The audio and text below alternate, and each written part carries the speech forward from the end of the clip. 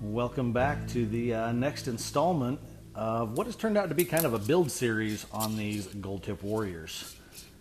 Now, for those that are just joining us, I already have 3 videos where I've got started on this. So let's do a quick recap. This is my Mission MXR, it's my hunting bow. The arrows I shoot out of that are Gold Tip Hunter XTs. These are a 300 spine arrow. I've got the 100 grain brass inserts in these, and I've really enjoyed these arrows. They're great. Unfortunately, these are a couple years old, and I have since lost and broke quite a few of them. So I won't need to build some more arrows. Instead of buying the XTs, I decided, well, let's save a little money and buy the Gold Tip Warriors. What the Gold Tip Warriors are, they're the standard diameter shaft. They're the same size, the same spine, they're the same GPI as this arrow. They're just not quite the same tolerance. These are like 600 or 6 thousandths, and even at that point I think some of them are probably outside that. But other than that, they're a great arrow. I actually had a set of 400 spines that I was shooting out of my Elite, and I thought they did fine. I really liked them. They're a nice affordable arrow. So the first 3 videos, the first one is I spin and cut these to length. The second one is gluing in the inserts, putting them through the bend test to get their index marks. You can see those on there maybe. And then shooting them through paper to show that the bend test proved to be pretty efficient, because I tuned my bow to this arrow. This is shaft number 1. I then shot the other 11 arrows, and 11 of 12 shot bullet holes on the first try, or in the original orientation. There was only one arrow I had to move the nock to get it to shoot a bullet hole.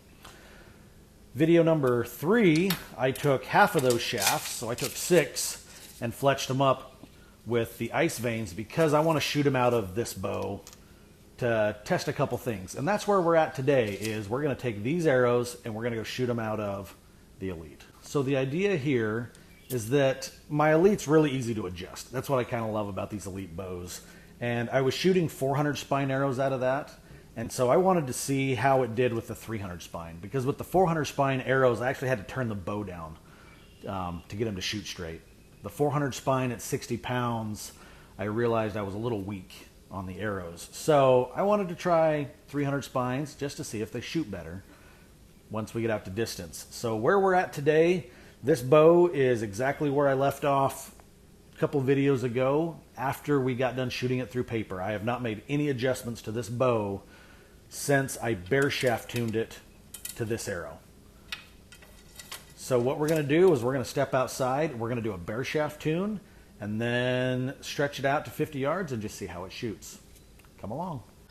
All right, I just kind of want to reiterate my process, and just know this is not something I invented or came up with on my own. This is all stuff I've seen other people do, and I've just taken parts and pieces and put it together in a way that makes sense to me and that seems to work for me. So to start, when I buy a dozen shafts, I'm going to cut them to the length. I'm going to glue in whatever's going in this end. In this case, it was a aluminum insert with a screw-in point. My other arrows just had like a glue-in target point. I'm then going to do the bend test to get my index mark, and then I'm going to take it to paper, and I'm going to pick one arrow to be the bare shaft. In this case it was this one, and I'm going to shoot this through paper, and I'm going to tune the bow to shoot bullet holes with this shaft. Now in the previous videos I demonstrated that after I tuned this one arrow, I then shot the other 11, and 11 of 12 shot bullet holes. I usually don't go through that process. I usually just do the one, I tune this one, these ones get indexed, and I fletch them and I go shoot them. I don't go through the process of shooting them all through paper. So now we're to the next step, because doing the bend test and bare shafting this one through paper is not the end of the tune. That just gets everything close. Now we're going to come out here and we're going to shoot it on a target. I'm at, I don't know, we're a little under 20 yards this morning, maybe 17. And we're going to see where this lands in comparison to one of these. So I've taken a couple shots with this just to kind of get me resighted in. When I changed from my 400 spines to these ones, the only change I actually had to make to the bow was I had to adjust the height of the rest just a little bit. I just came down a hair. And yeah, left and right was actually good, which kind of goes back to proving this whole bend test. I changed arrows and changed spines and changed weights, and I didn't have to change left or rights at all. But I shot a couple, make sure I was kind of hitting where I wanted to on the target here. So what we're going to do now is we're going to shoot a bare shaft and then a fletch shaft and see how they land, and then we'll talk about it.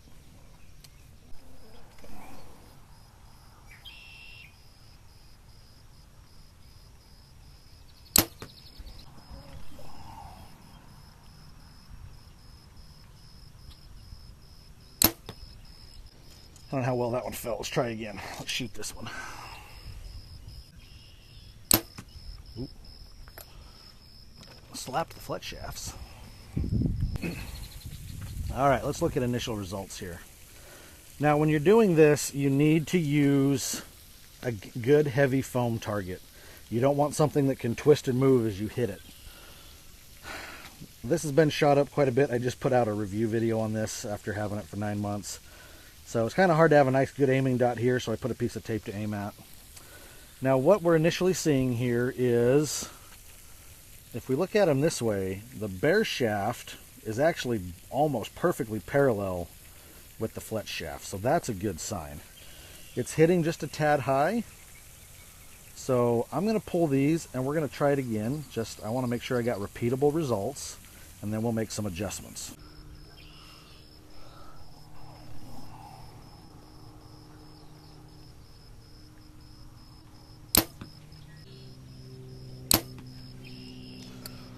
All right, so let's look at this again. So, pretty similar results, which is left and right, they're about lined up. They're within the shaft. Up and down, the bare shaft's hitting a little high. So, let's talk about what we're going to do here. All right, so in reality, this is pretty good, actually. And this is why I like the bend test, because I can go do that, come out here and shoot a bare shaft and a fletch shaft, and they're within about a shaft width of each other. Left and right's pretty much on. It's just a little up and down, which when I initially tuned the bow to this one, I made an up and down change. I can't remember which way I moved the rest though. But let's talk about how we would fix this. So what we're doing is we're comparing what the bare shaft is doing compared to a fletch shaft. And the reason we're doing that is because this arrow has no correction on the back.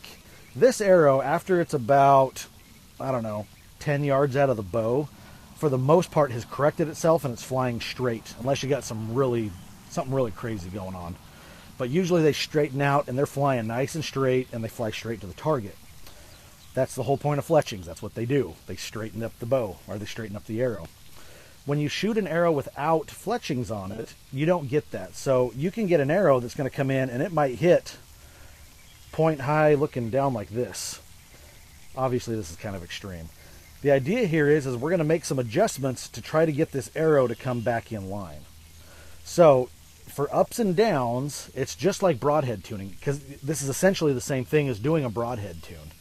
So for the ups and downs, you're going to move the rest towards the fletch shaft. So if I got an arrow hitting like this, I'm actually going to move the rest down and I'm going to reshoot it until I can get it to hit here. Or if it's hitting down like this, I'm going to bring it up until it's hitting.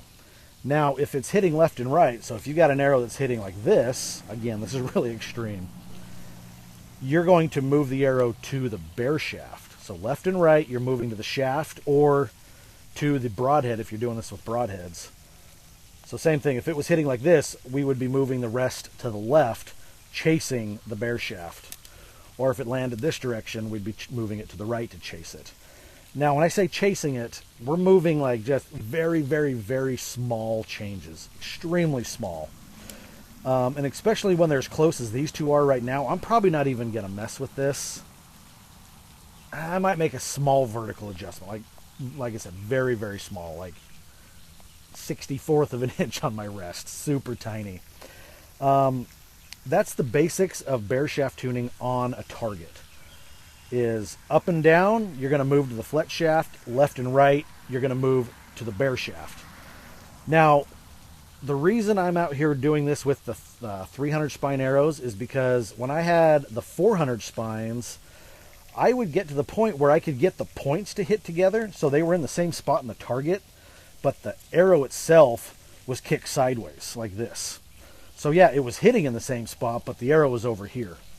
And I chased my tail around and around and around, trying to figure out what was going on, until I realized it was a spine issue. I turned my bow down 5 pounds, and all of a sudden, whoop, straightened up, and they were landing straight in the target. So that's the other thing this will show you really, really quick, is if your spine is off. Because if you've got too weak of a spine, yeah, you might be able to get the points to hit in the same spot in the target, but they're not going to be parallel. They're going to be sticking out left and right, all sorts of funky. So let's do a couple more. I'm going to move my rest down like a frog here. We're going to go so small, reshoot, and see where it gets me. All right, so we're going to make an adjustment here. I'm going to loosen this up so that way the rest can come up. And then, like I said, we are going to make just the smallest adjustment. I'm going to zoom in here. So now, something you can do to help yourself out, you can come in here with a pencil or something and make a mark exactly where you are. Because yeah, this has some granulated marks, but sometimes you're in between, and if you're making a super small adjustment, it's hard to tell. So on this one, we can see that mark is just a hair above that long line. So I'm just going to move it down. I'm just going to move it down to that line. That's a line width is all I'm going to move this. Because the bear shaft was hitting high, we're going to move the rest down ever, ever, ever so slightly.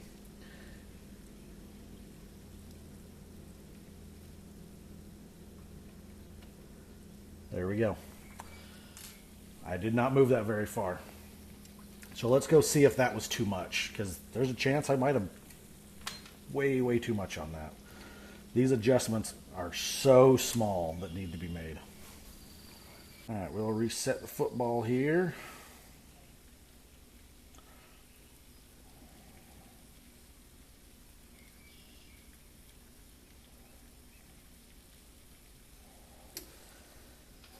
And let's go give it a try.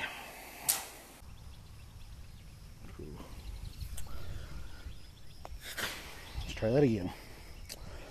Like I said, if you don't make good shots, none of this matters. That's this process. You got to really dial it in. Also, you need calm winds. If the wind's blowing, this doesn't work either.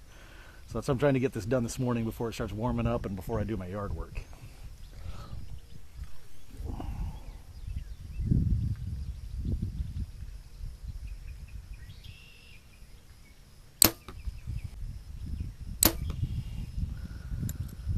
That one didn't feel good. Let's try that again. Let's shoot this one.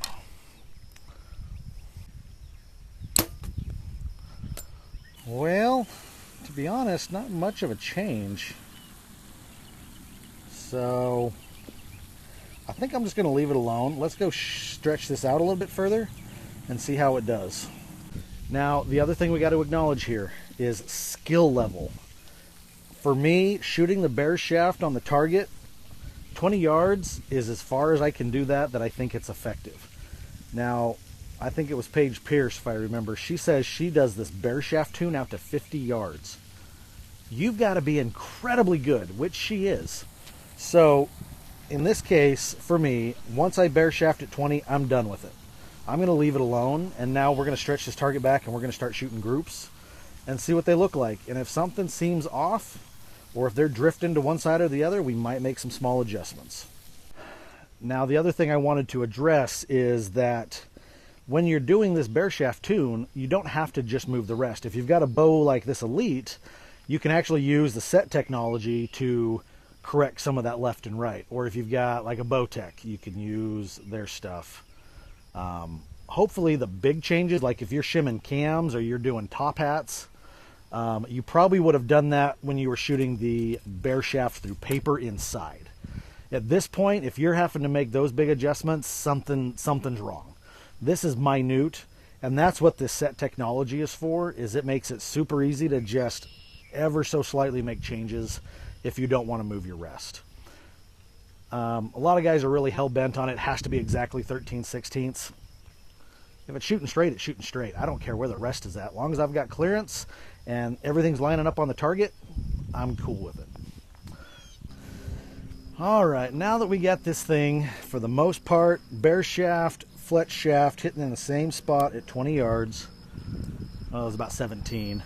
I am going to resight at 20 because these arrows are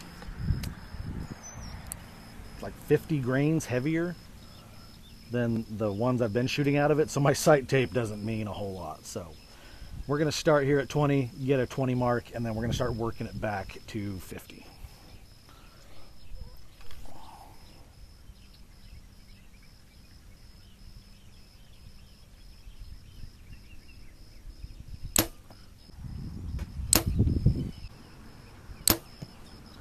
That's about there. I'm gonna go pull those arrows and we're gonna slide the target back. All right, we're at about 30 yards, so I adjusted my indicator to 20 so that when I move it to 30, I can kind of see how much extra drop I'm getting. So I'm gonna add, I don't know, 3-4 yards. So I've got this, according to my old sight tape, is now 33-ish, even though I'm shooting it at 30, just to kind of get a reference on how much extra drop I'm getting as I work this back.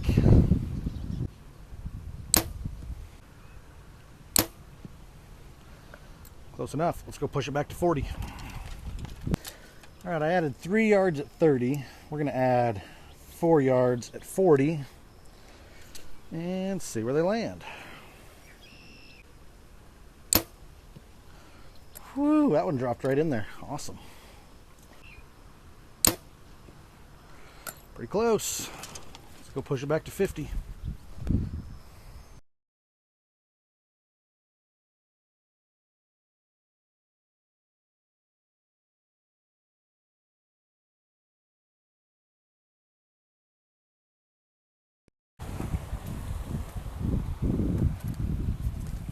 Well, let's go with the theme. Let's add 5 yards to 50. So I'll put this on 55 and let's see if we can keep them on that target down there. Ooh, jeez. I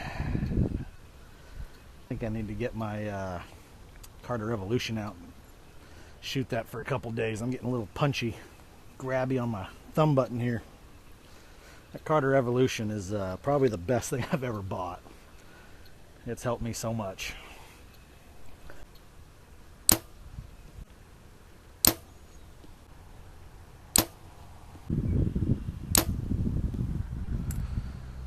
All right, let's go grab those 4.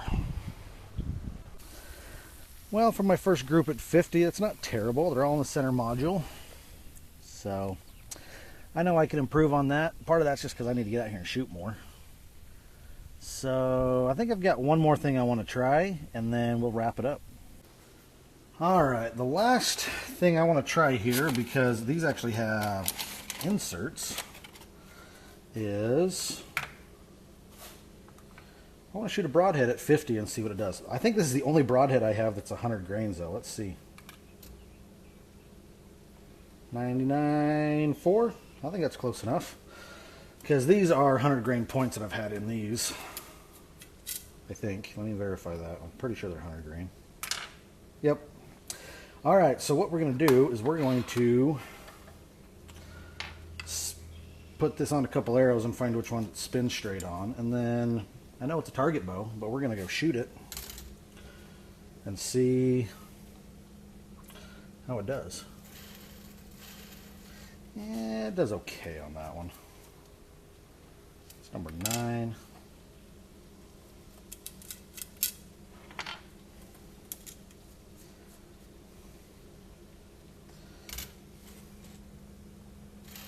Ooh, it spins really nice on that one.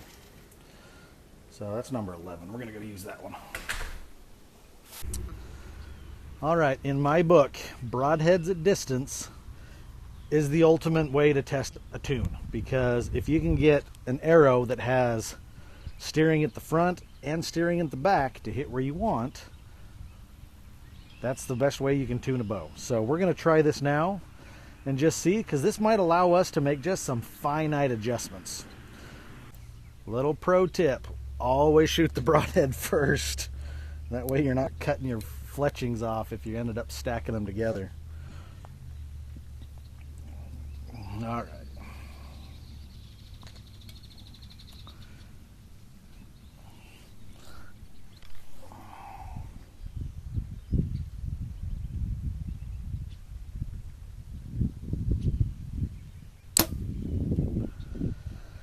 Well, that flew pretty good.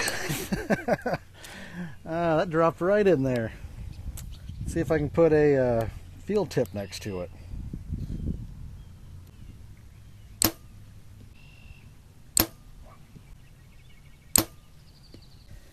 So we've had these giant fluffy caterpillars just all over the place.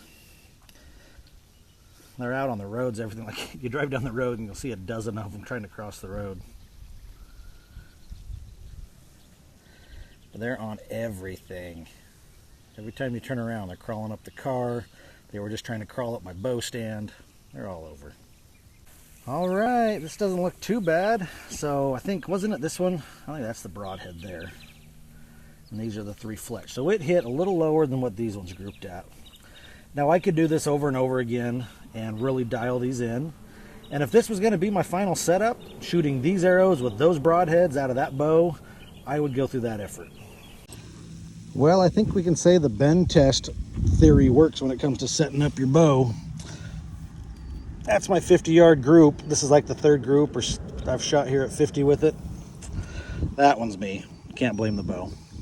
But yeah, this thing's so easy. I don't know why people want to fight it so bad. This was just to kind of walk through and prove this bend test theory that after all that work I did, it showed that the bend test would have pretty much had me on target, arrows grouping at 50 yards, even with a broadhead, having only made one tiny small adjustment to my rest after bare shafting it through paper. Man, this system works. It's easy. I know there's other methods. I know there's things that are probably more consistent, more accurate, but that also requires your skill level to be significantly higher. At my skill level, and that's the whole point of this, is at my skill level, this process works and allows me to get my arrows to group and tune at my max hunting distance, which I'm not going to shoot an animal beyond 50 yards. I won't. I just don't have the time to get better than that. So, man, it makes it so easy. I hope you guys have enjoyed these videos. I've got another couple I'm probably going to put out following this. I just don't know when I can get to them. Work's got really busy this summer, and things are going to get busy. My time to be at home shooting my bow is going to be pretty limited for a little while. So we'll see what we can pull off here. Hope you've enjoyed the content. I've got lots of other videos. They're probably, how about I put them right here? Go watch those.